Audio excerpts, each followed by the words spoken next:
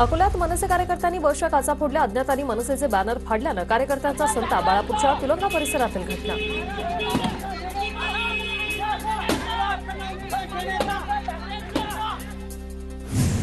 मालेगाव बांगलादेशी प्रकरणाची चौकशी एटीएस मार्फत करा। विश्व हिंदू परिषद हिंदुत्ववादी संघटनांची मागणी। घुसखोरांना तातडीने बाहेर काढा, पोलीस अधीक्षकांना निवेदन।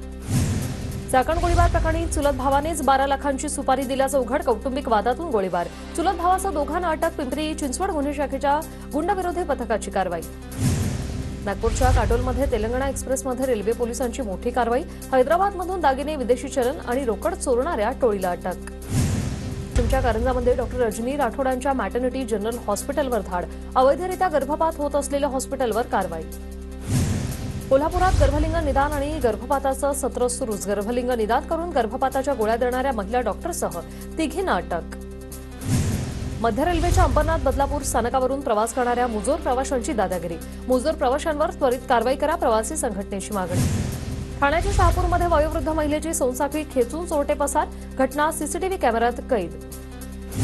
माघी पौर्णिमेनिमित्त मुहूर्तावर कराडमध्ये हंगामातील हापूस आंब्याची पहिली पेटी दाखल झाली आहे। रत्नागिरी आणि देवगड हापूसच्या 14 पेट्या सध्या व्यापारी दुशेरेकर यांच्याकडे दाखल झालेल्या आहेत।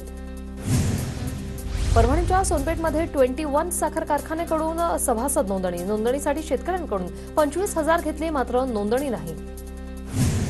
सोलापूरच्या करमाळ्यात चालू वर्षात 10,294 हेक्टरवर केळी पिकाची लागवड। शेतकऱ्यांची ऊस पिकाऐवजी केळी पिकाच्या लागवडीला पसंती। धुळे जिल्ह्यात आतापासूनच ऊसाच्या चाऱ्याचे भाव वाढले। 3,800 रुपये टन भावाने चाऱ्याची खरेदी। नंदुरबार जिल्ह्यात रब्बी हंगामातील 70% शेतकऱ्यांकडून ई पीक पाहणी। ई पीक पाहणीची नोंद करूनही वेळेवर मोबदला मिळत नसल्याने शेतकऱ्यांची ई पीक पाहणीकडे पाठ। नंदुरबार जिल्ह्यात जनावरांमध्ये कॅन्सरचा आजार। पशुसंवर्धन विभागाकडून उपाययोजना। अन्न आणि औषध प्रशासन मंत्री नरहरी झिरवळांची दूध विक्रीच्या ठिकाणी अचानक भेट। दुधात भेसळ होत असल्याची तक्रार आल्यानंतर झिरवळ ॲक्शन मोडवर।